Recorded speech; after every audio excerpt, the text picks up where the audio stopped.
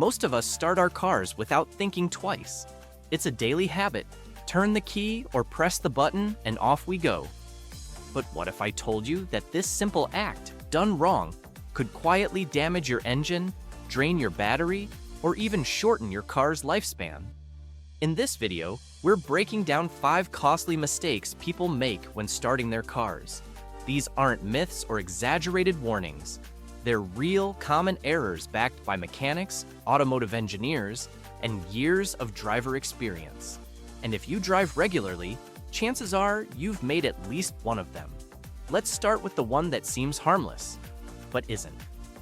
Mistake number 1, ignoring the dashboard warning lights. You hop into your car, start the engine, and the dashboard lights up like a Christmas tree. Most people glance at it for a second, then drive off. But those lights aren't just decoration, they're your car's way of talking to you. The check engine light, oil pressure warning, battery alert, and brake system light are especially important. If any of these stay on after the car starts, it's a sign something's wrong. Driving with a warning light on can turn a small issue into a major repair. For example, ignoring an oil pressure warning could lead to engine failure. That's not just expensive, it's catastrophic. Mechanics often say, the car tells you what it needs. You just have to listen, and the dashboard is where it speaks first. So before you drive off, take 5 seconds. Look at the lights. If something's blinking or stays on, don't ignore it. It could save you thousands. Mistake number 2, starting the car while pressing the accelerator. This one's surprisingly common, especially among older drivers who learned to drive carbureted cars. Back then, pressing the gas pedal helped start the engine. But modern cars don't work that way. Today's vehicles use fuel injection systems that automatically regulate how much fuel the engine needs. Pressing the accelerator while starting can flood the engine with fuel, making it harder to start and potentially damaging components like the spark plugs or catalytic converter. In colder weather, this mistake is even riskier. Flooding the engine can lead to misfires, rough idling, or even a no-start situation. And if you keep doing it, you're slowly wearing down parts that weren't designed to handle that extra fuel during ignition. The right way? Just start the car. No gas pedal. Let the system do its job. Mistake number 3, not letting the engine settle before driving. We live in a fast-paced world. People start their cars and immediately hit the road. But here's the thing, your engine needs a moment to wake up. When you start your car, the oil pump begins circulating oil through the engine. This oil is what keeps metal parts from grinding against each other. If you drive off instantly, the oil hasn't had time to reach all the critical areas, especially in cold weather. This doesn't mean you need to idle for 10 minutes. That's outdated advice. But giving your car 30 to 60 seconds before driving, especially in winter, can make a big difference. It allows the oil to circulate, the transmission fluid to settle, and the sensors to calibrate. Think of it like stretching before a workout. You wouldn't sprint the moment you wake up. Your car shouldn't either. Mistake number 4, starting the car with electrical accessories. Picture this. You get into your car, the radio's blasting, the AC is on full, headlights are on, and your phone's charging. Then you start the engine. What you've just done is put a heavy load on your battery and starter motor. When you start the car, the battery needs all its power to crank the engine. If it's also powering accessories, it's working overtime. This can lead to a weak start, battery drain, or even starter damage over time. Experts recommend turning off all electrical accessories before starting the car.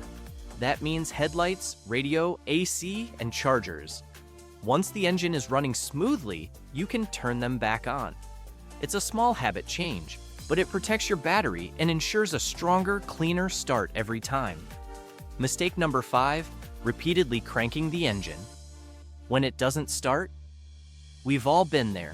You turn the key, and the engine doesn't start. So you try again, and again, and again. But here's the problem. Repeated cranking can overheat the starter motor, flood the engine, and drain the battery. If your car doesn't start after 2 or 3 tries, stop. Take a breath. Something's wrong, and forcing it won't help. Instead, listen to the engine. Is it clicking? That could mean a dead battery. Is it turning over but not catching? That might be a fuel or ignition issue. Is it completely silent? You could be dealing with a starter problem. The smarter move is to troubleshoot or call for help. Repeated cranking is like trying to force a locked door open. It only makes things worse.